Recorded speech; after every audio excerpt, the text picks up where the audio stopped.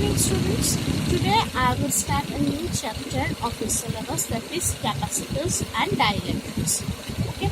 So before going further for what do you mean by capacitor, what is dielectrics, first give a brief introduction about the conductor and insulator.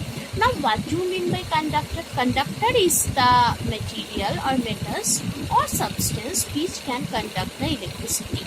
Okay, so what is the special things that is present in a conductor for which it is capable to conduct the electricity? That is basically the free electrons, right? So inside the metal there are more number of free electrons for which it can capable to conduct the electricity. Now how this electricity will conduct it? Basically all of you know that when the current is going through that, these electrons are basically being collide with that electric field, and the electrons are moving in one direction, and in the opposite direction the current is moving, right?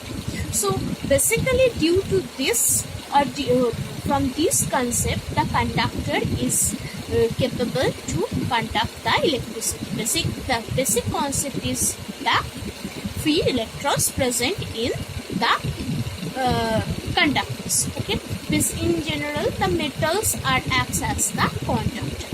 Now here all the conductors basically is capable to conduct the electricity due to the electrons, free electrons, right? Now if we are talking about the electrolytes, in the electrolytes what is happening? In the electrolytes both the positive and negative charges, basically the ions are there, or ions are the carrier which are capable or which are conducting the electricity through that electrolytic solution.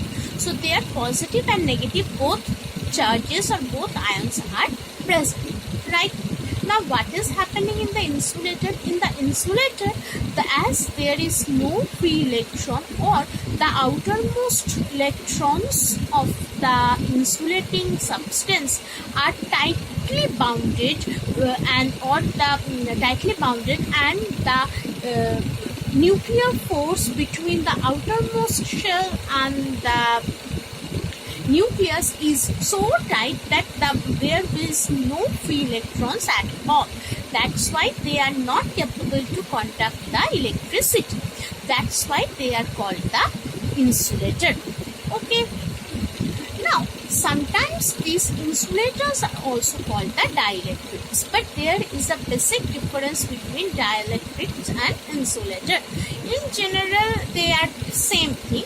What is happening basically, when the electricity or electric field is applied to an insulator, then the outermost electrons are getting charged or it is being energized. That's why it comes to the induced part, or induced charge appear on the surface of the insulator, right? But they are not capable to conduct the electricity at all. Okay, so these are basic. That's why insulators sometimes called the dielectrics. Okay, now what is called the free charges and bound charges in a conductor? Now what is bound charges? Bound charges is basically the outermost ions or the positive charges or positive ions are called basically the bound charge. So what is happening in the metal, as the the nuclear force between the nucleus and the outermost orbit are quite less. That's why the electrons present in the outermost orbits can freely move through all over the metals, whether the electric field is applied or not. That's why they are called the free electrons. But the electrons that is present in the inner shells, that is the electrons present in just after the nucleus, these electrons cannot be capable to move from that shell, right? As there is the more strong charges are there, or more strong nuclear force is there. What I am saying that if it is the nucleus, suppose it is the nucleus, the electrons present in this cell are tightly bound as the force of attraction between the nucleus and outermost orbit is more. But as the orbits is increasing, so as the distance is increasing, that's why the force of attraction between these two are less compared to this. That's why these electrons can be removed from the outermost cell, and these electrons can freely move throughout the metals. That's why these are called the free electrons. But when these electrons are removed, then these electrons cannot be removed at any cost.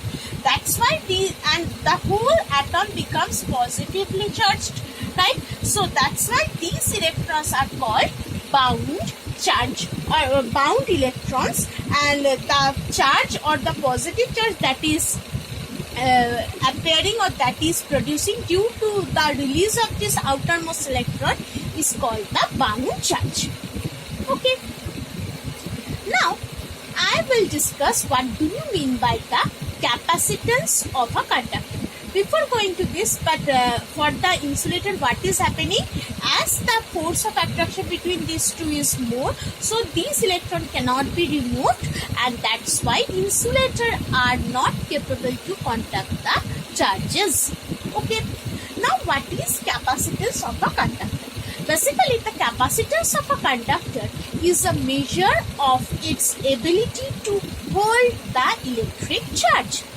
So, what I have said that the capacitance of a conductor is a measure of its ability to hold electric charge.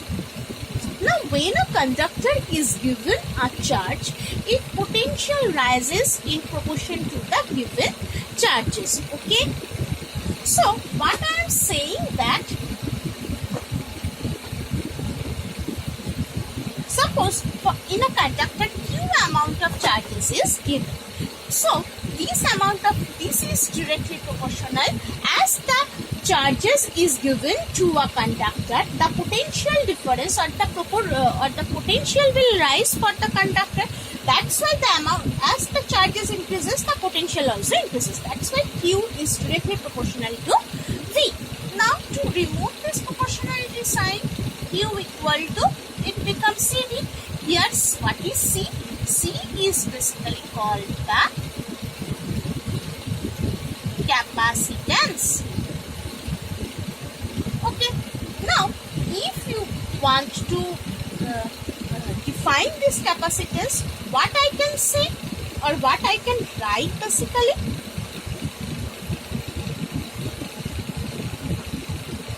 as Q equal to C, we can write C equal to Q by V, right?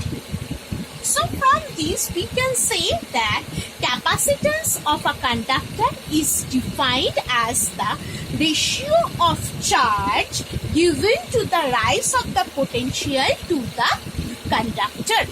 Okay. So what is the unit of this capacitance? Basically this is SI unit is called basically Faraday or Farad. What is this Farad? 1 Farad, that is basically 1 Coulomb by 1 volt. So this is the definition of one or the expression of 1 Farad.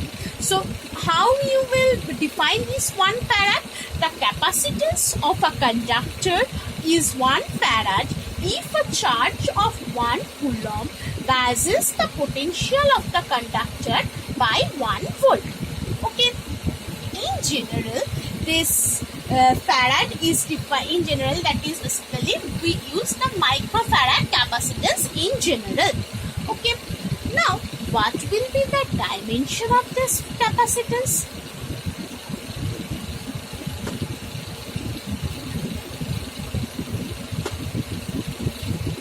The dimension will be basically, as farad is defined as coulomb by volt. So what is the volt? What do you mean by volt? Volt is nothing but joule per coulomb. Now it will become coulomb square by joule. Right? Now what is coulomb? Coulomb is basically ampere into second. And joule is nothing but Newton meter. Right? So the dimension will be basically, for ampere this will be A. For time it will be T. Newton it will be M L T to the power minus 2, and this is meter. So it becomes L square. Right? So if you simplify this part, so what you are getting? You are getting basically T square T to the power. So it becomes M to the power minus 1, L to the power minus 2, T to the power 4, and S square. So it will be the dimension of the capacitance. Okay. So up to this I have completed this part. In the next class I will start from the capacitance of an isolated spherical conductor and potential energy of the charged conductor, and rest of the topic I will discuss. Thank you.